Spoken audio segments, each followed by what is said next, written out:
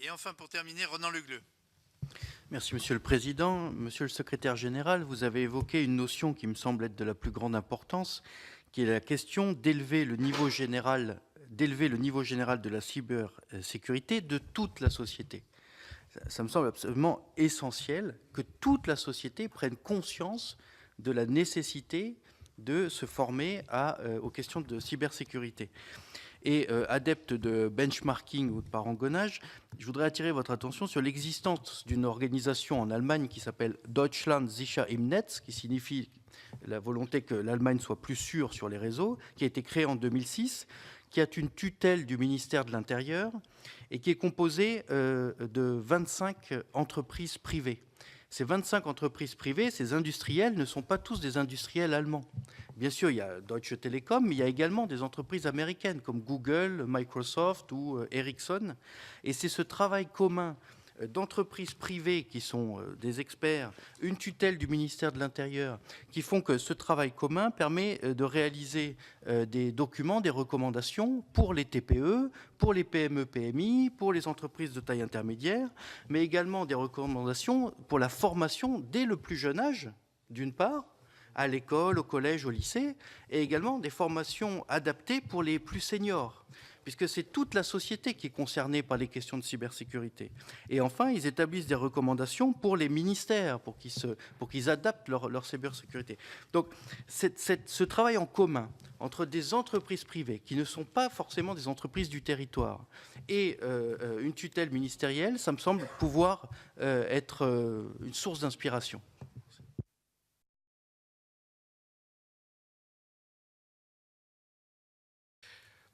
Formation, ah oui, c'était votre dernière question sur la formation à la cybersécurité. Je pense que le rapport sur la revue Cyber va beaucoup revenir aussi sur ces questions. Vous avez vu qu'il y a par ailleurs parfois des initiatives privées, Salle de Niel ou d'autres, qui montrent que voilà, tout ne vient pas de l'État, puisqu'en réalité, c'était votre question, l'Allemagne fait avec les opérateurs privés, etc. Nous construisons beaucoup avec les opérateurs privés, notamment dans les contacts de l'ANSSI, avec soit les pourvoyeurs de télécom, soit un certain nombre d'industriels.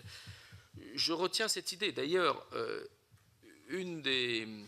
dans cette étape qui vient de la revue, on va procéder à une comparaison de ce qui se fait aux États-Unis, enfin chez nos principaux voisins, aux États-Unis, en Grande-Bretagne, en Allemagne, chez d'autres. Nous avons en tout cas un avantage aujourd'hui que n'ont pas les autres, c'est qu'on a transplanté au fond cette catégorie des opérateurs d'importance vitale qui avait été inventée dans le champ de la sécurité physique à la problématique ou à la dimension cyber. C'est un outil, et notamment qui peut obliger à des contraintes ou à des suivis d'homologation, de certification qui s'imposent aux acteurs en matière de sécurité, qu'il s'agisse d'EDF, de la SNCF ou d'autres de ces opérateurs d'importance vitale. Là où dans d'autres pays, cette construction réglementaire n'existe pas. Elle n'existe pas en droit européen, où il y a bien la notion d'infrastructure critique, mais vous n'avez pas cette notion d'opérateur d'importance vitale qui, du fait de leur classification, peuvent se voir imposer. En réalité, le caractère de l'imposition est moins fort parce que les contacts que nous avons avec l'ensemble de ces acteurs sont tellement intimes que je dirais il y a une bonne compréhension mutuelle. Je n'ai pas l'impression que dans mes prescriptions, je suis obligé de forcer la décision parce que en réalité, la connaissance qu'ils ont eux-mêmes des problèmes de la sécurité les amène à adopter ça. Mais quand même, c'est un avantage, c'est une catégorie, c'est une façon de penser. Non, là où d'une certaine manière, nous avons été amenés à aller plus vite, et ce sera un point qui sera documenté dans la revue. D'ailleurs, c'est un point qui est soumis, je pense, dans le cadre de la loi le projet de loi qui est en discussion, mais que vous allez adopter sur la transposition d'un certain nombre de mesures du droit européen. Et où nous souhaitons avoir une interprétation où les notions d'activité sensible ou d'infrastructure critique ne soient pas juste uniquement interprétées comme ça veut dire opérateur d'importance vitale. Pourquoi ?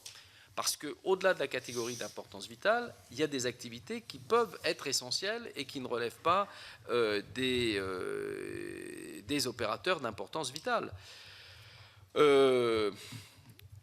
Et donc là, il faudra en faire le réglage, notamment dans la revue. Vous voyez bien comment l'ANSSI n'avait pas été configuré pour intervenir à TV5.